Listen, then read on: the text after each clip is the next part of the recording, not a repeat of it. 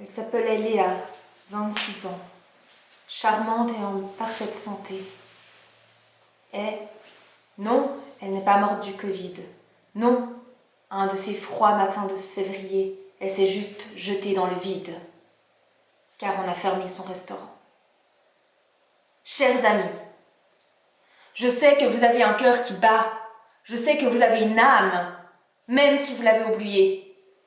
Je refuse de vous voir comme des vers grouillant à même le sol et abrutis comme vous êtes par le brouhaha qui vous entoure. Refusez la servitude, cette soumission qui vous pourrit. Vous avez des ailes, vous pouvez les déployer. Il n'est pas trop tard. L'âge d'or de l'humanité n'est pas prescrit. Si vous assumez votre part d'individualité, vos émotions, votre différence, contrairement au simple animal que l'on dresse à la baguette, vous avez un avenir. Vous n'êtes pas qu'un pion sur l'échiquier.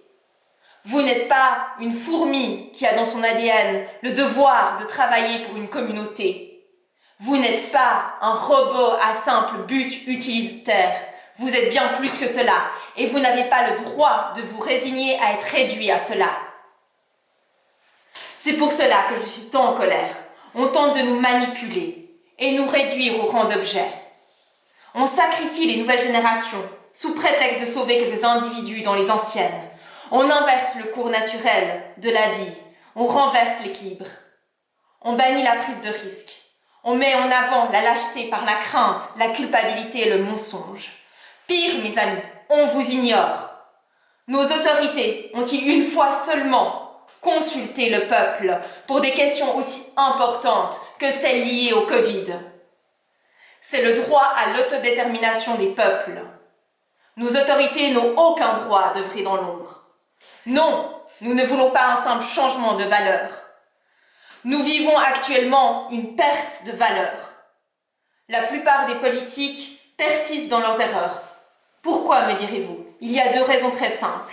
La première, l'esprit humain ne veut pas se discréditer et s'obstine ainsi dans l'erreur, même si on lui montre par A plus B qu'elle a manifestement tort. La seconde, c'est que la majeure partie des politiques de tout parti, je répète, de tout parti, ont certainement des intérêts financiers ou politiques auprès des assurances, des banques, des entreprises pharmaceutiques et autres. C'est plus simple de taper sur de petits êtres insignifiants, même s'ils vous doivent allégeance. Voilà, monsieur tout le monde n'est pas forcément un gros électeur. Et puis l'opinion publique, au travers des médias, ça peut toujours s'arranger. Il y a une troisième possibilité, c'est que certains politiciens sont vraiment bêtes et se trompent complètement de combat. Ce qui n'est pas à exclure, à mon avis. Donc si on résume, ceux qui prétendent encore que les mesures sont adéquates et proportionnées sont soit des imbéciles manipulés auxquels on peut faire un reproche intellectuel, soit des personnes qui savent très bien ce qu'elles font et qui ont un intérêt, qui sont donc de mauvaise foi et auxquels on peut faire un reproche moral. Pourtant, la solution dans les grandes lignes est assez simple.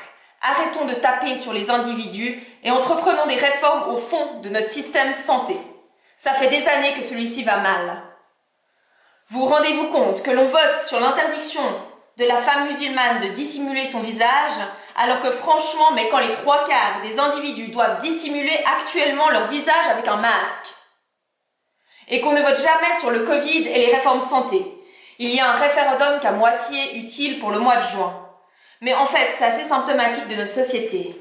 On vit tellement dans une ère du politiquement correct que l'on refuse les généralités. Et on a tout de suite peur de stigmatiser. Alors que ces deux notions n'ont rien à voir. En fait, notre société exige qu'on se concentre sur les minorités et les exceptions. Mais donc, on en viendrait à dire qu'on ne veut plus d'une démocratie où la majorité gouverne? Ça devient, à mon sens, plutôt effrayant. On vote pour ou contre le voile des femmes musulmanes, mais vous en croisez tous les jours ces femmes dans la rue. On vote contre le loup ou l'acquisition d'un nouvel avion par l'armée suisse. Mais enfin, les mesures Covid, mais qui touchent juste, mais tout le monde, est-ce que ça intéresse vraiment fondamentalement le peuple ou non? Et les personnes âgées qui décèdent du Covid, n'est-ce pas une exception, même si c'est malheureux? Alors que l'immense majorité des personnes s'en remettent. À force de regarder les exceptions, on oublie la règle générale. J'ai entendu un jour la phrase suivante. Il viendra un jour où dire que l'hiver est plus froid que l'été sera une discrimination à l'égard de l'été. C'est complètement absurde. On ne peut pas prendre des exceptions pour faire une règle. Et surtout, la liberté d'expression doit être garantie, sans que, sans arrêt, on entrave les gens avec des questions de politiquement correct. Bien sûr qu'il faut du respect, mais ça n'a rien à voir avec le fait qu'on ne peut pas toujours contenter tout le monde, ni plaire à tout le monde. Et que l'avis de la majorité doit donc compter. Sinon, on en vient à une sorte de dictature où un seul parti politique est au pouvoir, celui censé détenir la vérité. Je vous garantis, s'il n'y a pas de rapide réforme du système de santé suisse, le prochain virus, on retombe dans la même galère. Vous pensez vraiment que parce qu'on a un vaccin Covid sur le marché, on va arrêter toutes ces mesures? Ah non, ça ne va pas marcher comme ça, je vous le garantis. La prochaine pandémie, ça sera la même histoire si on n'entreprend pas des réformes de fond de notre système santé. Vous voulez encore rester 2 ans avec ce masque sur le visage, avec une menace de fermeture quasiment permanente tous les 3 ou 4 mois? Non, on ne nous imposera pas cela. Non, regardez ma bouche maintenant, tant qu'elle est encore visible. Never again. Nous ne voulons plus de ces mesures, plus jamais. Chers amis, chers tous, je vous remercie et vous souhaite à tous et à toutes le meilleur.